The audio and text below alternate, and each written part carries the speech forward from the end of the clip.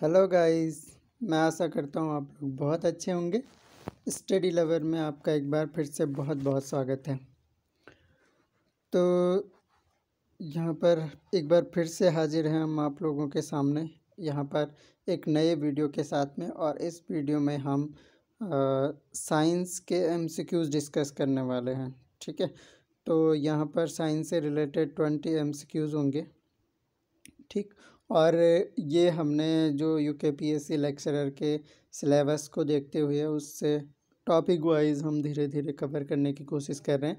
तो general science का उसमें एक टॉपिक है जनरल साइंस, उसमें सामान्य विज्ञान करके, तो उससे रिलेटेड एमसीक्यू उसमें पूछे जाएंगे। तो यहाँ पर हमने कुछ सामान्य विज्ञान के क्वेश्चन डिस्कस किए हैं जो कि आप लोगों के लिए बहुत उपयोगी रहने वाले हैं, चाहे वो लेक्चरर के एग्ज़ाम की तैयारी कर रहे हों या फिर टेट एग्ज़ाम के लिए या इसके अलावा एलटी साइंस की जो तैयारी कर रहे हैं उन एस्पिरेंट्स के लिए, या फिर इसके अलावा जो दैनिक जीवन में भी आपके लिए ये सामान्य विज्ञान के प्रश्न बहुत ज़्यादा उपयोगी साबित होने वाले हैं। ठीक है, तो देख लेते हैं। एक बहुत अच्छी कोटेशन डिस्कस की जा रही है। तो देखिए यहाँ पे कह रहे हैं, science is a beautiful gift, science is a beautiful gift to humanity, we should not distort it. क्या कहा है? डॉक्टर एपीजे अब्दुल कलाम ने कहा है कि science is a beautiful gift, विज्ञान जो है बहुत सुंदर गिफ्ट है हमारे लिए। We should not distort it, हमें क्या करना चाहिए? डिस्टॉर्ट का मतलब होता है बिगाड़ना। ठीक है, बिगाड़ना या फिर तोड़ना। ठीक है, तो हमें क्या करना चाहिए? ये एक बहुत खूबसूरत तोहफा है हमारे लिए विज्ञान, इसको हमें बिगाड़ना या तोड़ना या फिर खोना नहीं चाहिए। We should preserve it. ठीक है, इसको संभाल के रखना है, ये हमारे लिए एक अमूल्य उपहार है। जैसे हमें कोई गिफ्ट मिलता है तो हम उसकी बहुत केयर करते हैं, तो ऐसा ही एपीजे अब्दुल कलाम ने कहा है कि science is a beautiful gift to humanity, मानवता के लिए बहुत अच्छा उपहार है। We should not distort it. चलिए, तो आगे बढ़ते हैं हम। यहाँ पर एक हमने इंटरेस्टिंग फैक्ट मेंशन किया है। क्या कह रहा है? शोधकर्ताओं के मुताबिक जो एड्स है, एच आई वी एड्स का जो पहला मामला है वो 1920 में कांगो के शहर किन्शासा में सामने आया था। ठीक है, एड्स क्या है? एक एसटीडी है। एसटीडी क्या होता है? एसटीडी होता है सेक्सुअल ट्रांसमिटेड डिजीज़। ठीक है, तो सेक्सुअल ट्रांसमिटेड डिजीज़ यौन संचारित रोग का एक प्रकार है एड्स, जो कि वायरस के कारण फैलता है।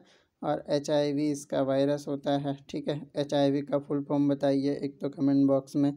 और दूसरा अभी क्या है? 28 फरवरी को, 28 फेब को क्या है? नेशनल साइंस डे हम लोग सेलिब्रेट करने वाले हैं। तो इस वर्ष की थीम क्या है ये आप लोगों को बताना है कमेंट बॉक्स में जाके। 2021 का जो नेशनल साइंस डे है उसका थीम क्या रहने वाला है। ठीक है, तो 2 क्वेश्चन आपके लिए हो गया, ज़रूर इनके आंसर कमेंट बॉक्स में दीजिएगा। और इसके अलावा साइंस के एमसीक्यू डिस्कस कर रहे हैं, तो मेरे ख्याल से 20 to 25 एमसीक्यूज़ होंगे। तो साइंस के क्वेश्चन को देखते हुए पॉज करिए और अटैम्प्ट कीजिए क्वेश्चन को, और लास्ट में अपना स्कोर भी ज़रूर बताना है। ठीक है, पार्टिसिपेट करके स्कोर ज़रूर बताएं ताकि आपको अपना मूल्यांकन हो सके। अगर आप अपना स्कोर कहीं पे टाइप करोगे तो आपके दिमाग में एक वो चीज़ रहेगी कि मेरे 15 मार्क्स आए थे या 18 मार्क्स आए थे, कि मैं बेटर कर रही हूँ या फिर डाउन मेरा ग्राफ जा रहा है। ठीक है, तो इस तरह से अपना वो कर सकते हैं। चलिए आगे बढ़ते हैं।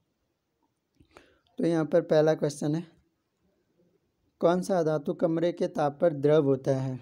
ठीक है, तो कमरे के ताप पर द्रव कौन सा होता है? ऑप्शन है पारा, एल्युमिनियम, ब्रोमीन या फिर तांबा। ठीक है, तो जो सही आंसर होगा वो होगा ब्रोमीन। देखिए, अगर धातु पूछेगा कि कौन से धातु कमरे के ताप पर द्रव होता है तो वो पारा होता है, जिसको मरकरी हम Hg से डिनोट करते हैं।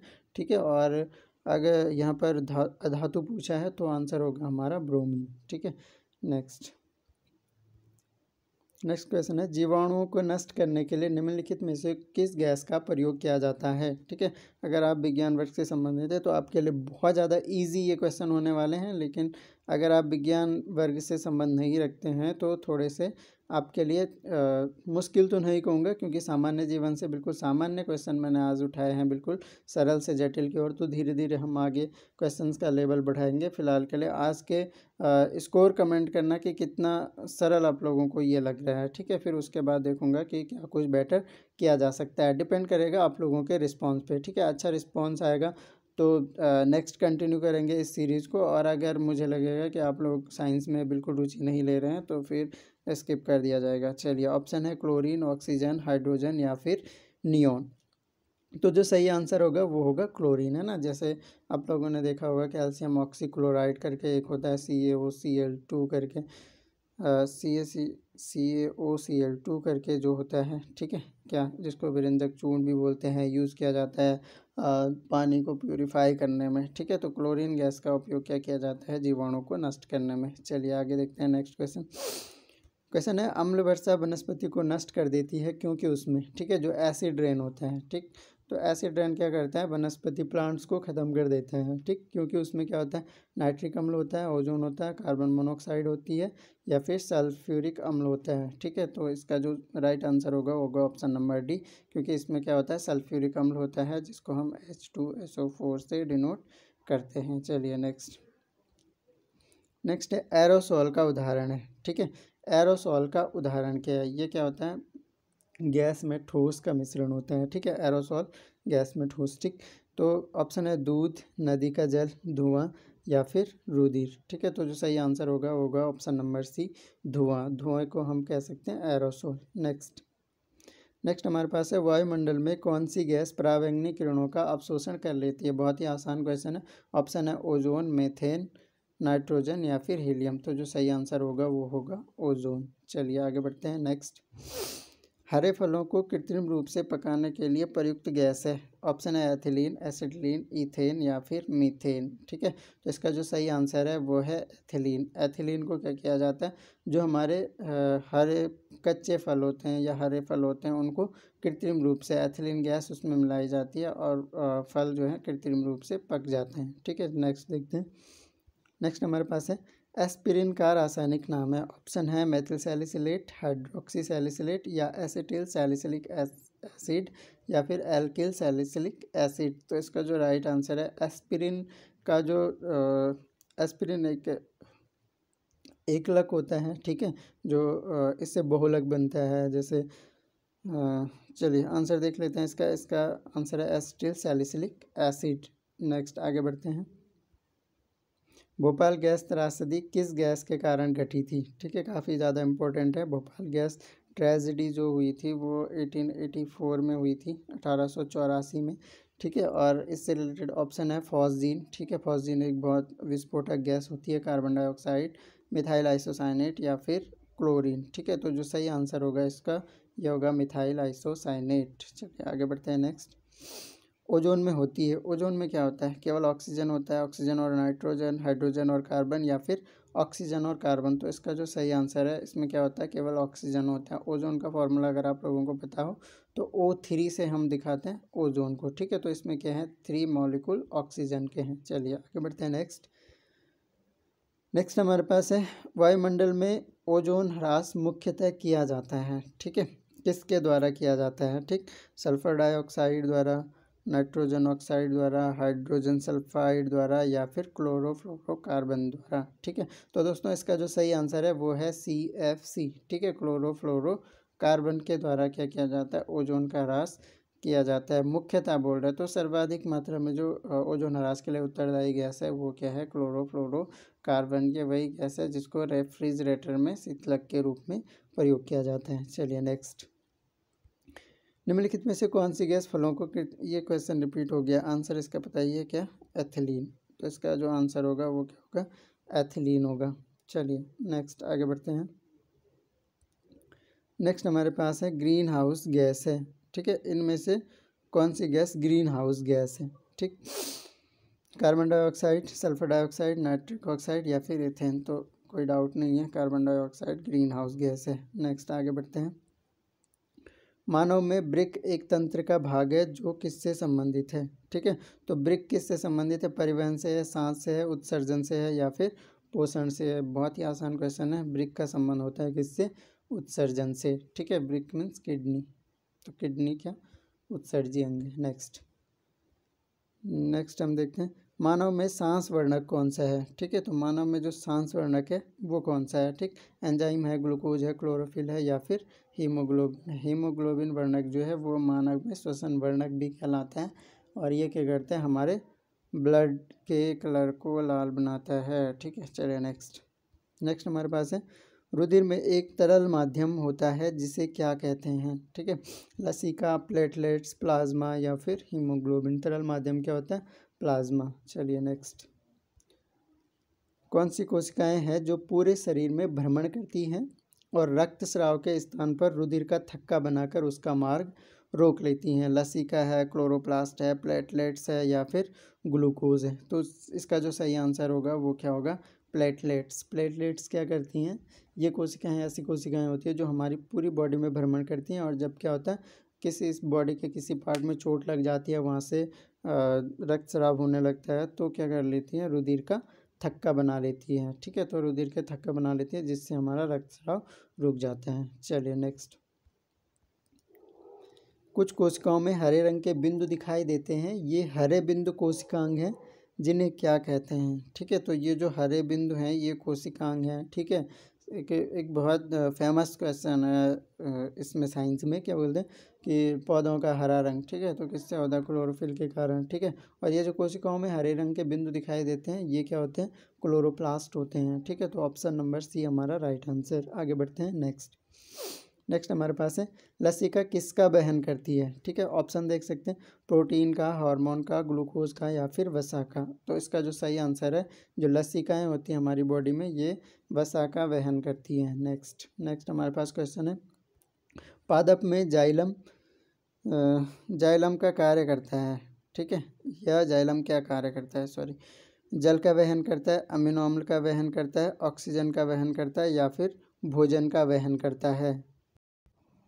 तो देखिए जाइलम का क्या कार्य होता है, जाइलम का कार्य होता है जल का वहन करना, ठीक है। एक सेकेंड, तो जाइलम का जो कार्य होता है वो क्या होता है, जल का वहन करना होता है। Option number A. नेक्स्ट देखते हैं कौन सा हार्मोन जो प्ररोह के अग्रभाग में संश्लेषित होता है तथा कोशिकाओं की वृद्धि में सहायक होता है, क्या कहलाता है, ठीक है। पादप हार्मोन पूछ रहा है। ऑप्शन है प्लाज्मा, लसिका, ऑक्सिन, क्षार। देखिए आप एलिमिनेट भी कर सकते हैं। प्लाज्मा क्या है, ब्लड का पार्ट है, ठीक है। पादप में हार्मोन पूछ रहा है, हो ही नहीं सकता है। लसिका क्या है, ह्यूमन बॉडी का पार्ट है, ठीक है। क्षार क्या है, क्षार का संबंध क्या एसिड और बेस होते हैं ना, अम्ल और क्षार, ठीक है। तो क्षार क्या है, क्षार वो खट्टे पदार्थ होते हैं, तो इसका पादप हार्मोन से कोई संबंध नहीं है। तो क्या बचा, ऑक्सिन हार्मोन होता है पादप हार्मोन, जो क्या करता है प्ररोह के अग्रभाग में संश्लेषित होता है और कोशिकाओं की वृद्धि में सहायक होता है। प्लांट हार्मोन है ऑक्सिन, ठीक है। तो प्लांट ग्रोथ के लिए उत्तरदायी होते हैं।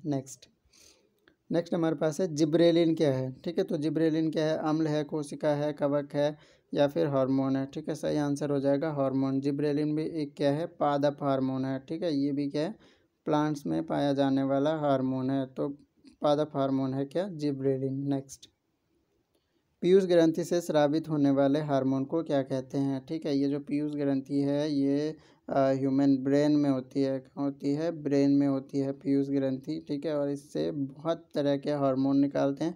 पीयूष ग्लैंड को मास्टर ग्लैंड भी कहते हैं, तो मास्टर ग्लैंड ये क्या करती है, जो बॉडी के अदर पार्ट्स भी हैं, अन्य ग्लैंड्स भी हैं, उनसे रिलीज होने वाले हार्मोन्स को भी रेगुलेट करती है, ठीक। तो ऑप्शन है वृद्धि हार्मोन, जिब्रेलिन, एंजाइम या शैवाल, ठीक है। देख सकते हैं एंजाइम हार्मोन नहीं होते हैं, शैवाल भी हार्मोन नहीं होते हैं, जिब्रेलिन हार्मोन है लेकिन ये पादप हार्मोन है, ठीक है। तो पीयूष ग्रंथि से जो रिलीज होता है उसको हम कहते हैं वृद्धि hormone, growth hormone, GH short में लिखते हैं, ग्रोथ हार्मोन। चलिए नेक्स्ट हमारे पास क्वेश्चन है इनमें से साम्यावस्था का नियम किसने दिया, साम्यावस्था का नियम किसने दिया। ऑप्शन है हार्डी, बीनबर्ग, बीजमान, हैकल या फिर डार्विन, ठीक है। तो अटेम्प्ट करते रहिए और अपना स्कोर जरूर बताएं कमेंट बॉक्स में।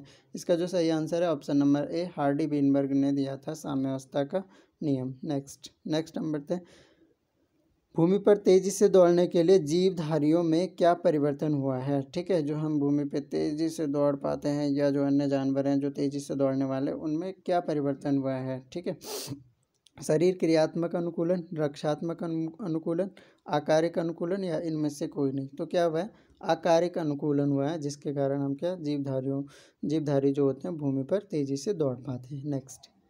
नेक्स्ट हमारे पास क्वेश्चन है, निम्नलिखित में से किसका शुद्धिकरण ऊर्ध्वपातन विधि से किया जाता है। ठीक है, देखिए ऊर्ध्वपातन क्या होता है। ऊर्ध्वपातन में क्या होता है, जब कोई पदार्थ बिना, जैसे कोई ठोस पदार्थ है, ये समझ लीजिए ठोस पदार्थ है, तो क्या होता है, जब अमूमन जैसे बर्फ़ होता है तो बर्फ़ का क्या होता है, पानी बनता है, फिर वाष्प बनता है, मतलब ठोस सॉलिड है, सॉलिड से लिक्विड कन्वर्ट हुआ और देन गैस में कन्वर्ट हो गया। ठीक है, ऊर्ध्वपातन में क्या होता है, इसमें ठोस से सीधे गैस में परिवर्तित हो जाता है। ठीक है, मतलब लिक्विड में कन्वर्ट नहीं होता है, ठोस से सीधे गैस में। तो बिना द्रव में परिवर्तित हुए जो पदार्थ सीधे गैस में परिवर्तित हो जाते हैं उन्हें ऊर्ध्वपातित पदार्थ, और इस घटना को ऊर्ध्वपातन कहा जाता है। ठीक है, ऑप्शन है ईयर, नेफ्थलीन, बेंजोइक अम्ल या इनमें से कोई नहीं। नेफ्थलीन इसका सही आंसर है, और इसके अलावा कपूर भी एक अच्छा एग्जाम्पल है ऊर्ध्वपातन का। ठीक है, नेक्स्ट अंतिम क्वेश्चन है आज का, कोशिका का सबसे पहले पता किसने लगाया था, यानी कि डिस्कवरी, खोज के किसने की थी कोशिका की। ऑप्शन है वारेन, मार्शल, रॉबर्ट हुक या फिर ब्रेंचो। तो कोई डाउट नहीं होना चाहिए, answer number C, Robert Hooke ने की थी कोशिका की खोज। ठीक है, तो ये थे हमारे साइंस के कुछ एमसीक्यूज, बहुत ज़्यादा इंपॉर्टेंट 26 एमसीक्यूज हैं। तो आउट ऑफ 26 आप अपने मार्क्स बताइए कि कितने मार्क्स आपके आ रहे हैं। ठीक है, काफ़ी ज़्यादा इम्पोर्टेंट है, और ये सामान्य विज्ञान की सामान्य जानकारी भी आप लोगों को होनी चाहिए। इसके अलावा अगर आप साइंस बैकग्राउंड के हैं तो मेरे ख्याल से 20+ अगर आपका स्कोर है तो वो इज़ गुड। ठीक है, बाकी इसके अलावा निरंतर जुड़े रहिए, और अगर आपको चैनल उपयोगी लगता है या हमारे वीडियोस उपयोगी लगते हैं तो अपने दोस्तों को शेयर ज़रूर करें, ताकि सभी तक ये वीडियोस पहुंच सकें। क्योंकि मेरी इच्छा सबको शिक्षा। बाकी thanks a lot for listening, मिलेंगे नेक्स्ट लेक्चर में। स्टे ब्लेस्ड, स्टे कनेक्टेड, जय हिंद।